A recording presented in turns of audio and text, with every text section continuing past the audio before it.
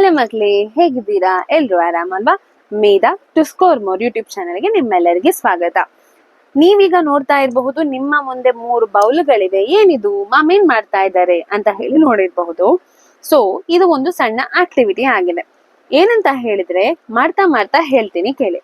ಇದರಲ್ಲಿ 3 ಬೌಲ್ಗಳಲ್ಲಿ 3 ವಸ್ತುಗಳನ್ನ ನಾನು ಹಾಕಿದ್ದೇನೆ. ಅಂದ್ರೆ ದ್ರವ್ಯಗಳಿದೆ. ಒಂದ್ರಲ್ಲಿ ನಿಂಬೆ ರಸ ಇದೆ, ಇನ್ನೊಂದ್ರಲ್ಲಿ ಸೋಪಿನ ದ್ರಾವಣ ಇದೆ, ಮೂರನೇದ್ರಲ್ಲಿ ವಿನೆಗರ್ನ ದ್ರಾವಣವನ್ನ ಹಾಕಿದ್ದೇನೆ.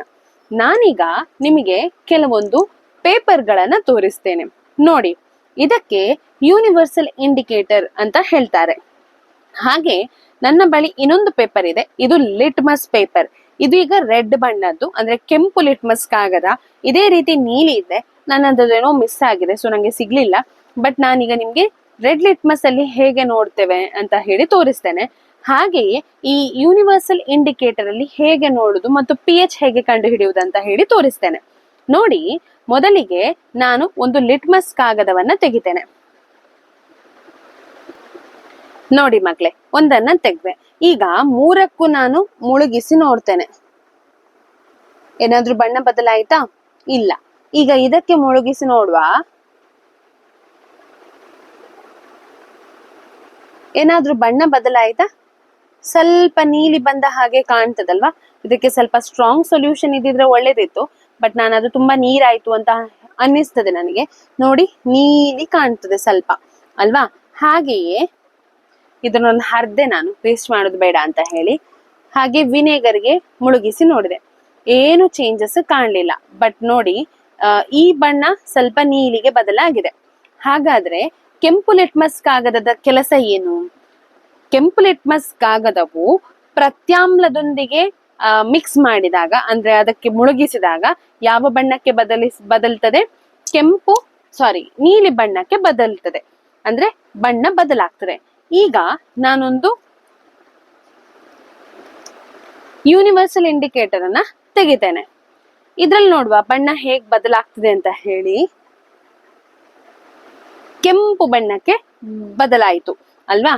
ಈಗ ಇದರ pH ಯಾವುದು ಅಂತ ಹೇಳಿ ನೋಡುವ.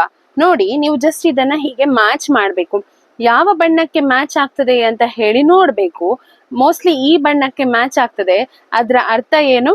ವಿನೆಗರ್ನ pH ಎಷ್ಟಾಗಿದೆ? 4 ಆಗಿದೆ. ನೆಕ್ಸ್ಟ್ ಇನ್ನೊಂದು ಪೇಪರ್ ಅನ್ನ ತೆಗಿತೇನೆ, ಇದಕ್ಕೆ ಮುಳುಗಿಸ್ತೇನೆ. ಬಣ್ಣ ನೋಡಿ, ನೀಲಿ ಬಣ್ಣಕ್ಕೆ ಬದಲಾಯಿತು. ಈಗ ಇದನ್ನ ನೋಡ್ಬೇಕು, ಮ್ಯಾಚ್ ಮಾಡಿ ನೋಡ್ಬೇಕು. ಮೋಸ್ಟ್ಲಿ ಇದಕ್ಕೆ ಅಂದ್ರೆ ಹೀಗೆ ಇದು ನೋಡಿ, ಸ್ವಲ್ಪ ಹತ್ರದಲ್ಲಿ ಇದೆ ಅಲ್ವಾ? ಸೊ ಯಾವ ಬಣ್ಣ ಇದು? ಇನ್ನು ಮುಳುಗಿಸ್ತೇನೆ ಬೇಕಾದ್ರೆ. ನೀಲಿ ಬಣ್ಣಕ್ಕೆ ಸ್ವಲ್ಪ ಬದಲಾಯಿತಲ್ವಾ? ಇದ್ರ ಹತ್ರ ಅಲ್ಲ, ಇಲ್ಲಿ ಕಾಣ್ತದೆ ನಮ್ಗೆ. ಸೊ pH 8 ಇದೆ.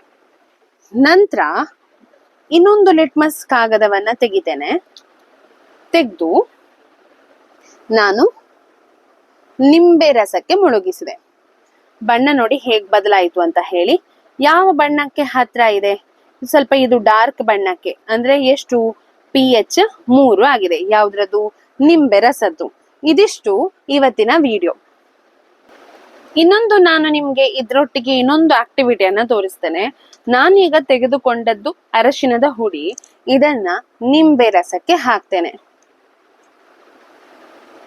ಎಲ್ಲಿಯಾದ್ರೂ ಬಣ್ಣ ಬದಲಾಯ್ತಾ? ಇಲ್ಲ. ಈಗ ನೋಡಿ, ನಾನೀಗ ಇದನ್ನ ಸೋಪ್ ದ್ರಾವಣಕ್ಕೆ ಹಾಕ್ತೇನೆ.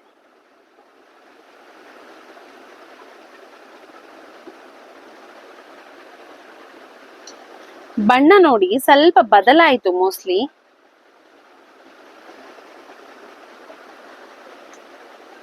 ಕೆಂಪು ಬಣ್ಣ ಕಾಣ್ತಾ ಇರಬಹುದು ನಿಮಗೆ. ಆಗ ಹಾಕಿದ ಒಂದು ಬಣ್ಣಕ್ಕಿಂತ, ಅಂದ್ರೆ ನಿಂಬೆ ರಸದಲ್ಲಿರುವ ಹಳದಿಗಿಂತ ಸೋಪ್ ದ್ರಾವಣದಲ್ಲಿ ಅರಶಿನದ ಬಣ್ಣ ಹೇಗೆ ಬದಲಾಯಿತು ನೋಡಿ.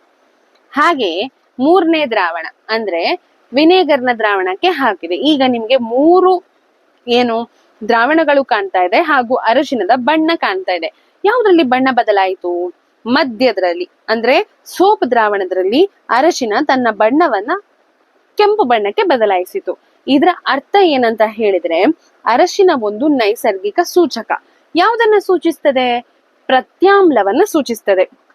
ಅರ್ಥ ಆಯ್ತಾ? ಇವತ್ತಿನ ವಿಡಿಯೋ ನಿಮ್ಗೆ ಇಷ್ಟ ಆಗಿದೆ ಅಂತ ಹೇಳಿ ಭಾವಿಸ್ತೇನೆ. ಇವತ್ತಿನ ವಿಡಿಯೋ ನಿಮ್ಗೆ ಇಷ್ಟ ಆಗಿದ್ರೆ ನೀವು ನಮ್ಮ ಚಾನೆಲ್ ಅನ್ನ ಸಬ್ಸ್ಕ್ರೈಬ್ ಮಾಡಿ, ಹಾಗೆ ಈ ವಿಡಿಯೋನ ನಿಮ್ಮ ಗೆಳೆಯರೆಲ್ಲರಿಗೂ ಶೇರ್ ಮಾಡಿ, ಹಾಗೆ ವಿಡಿಯೋ ಇಷ್ಟ ಆಗಿದ್ರೆ ಲೈಕ್ ಮಾಡಿ ಅಂತ ಹೇಳ್ತಾ ಎಲ್ಲರಿಗೂ ಧನ್ಯವಾದವನ್ನ ತಿಳಿಸ್ತೇನೆ.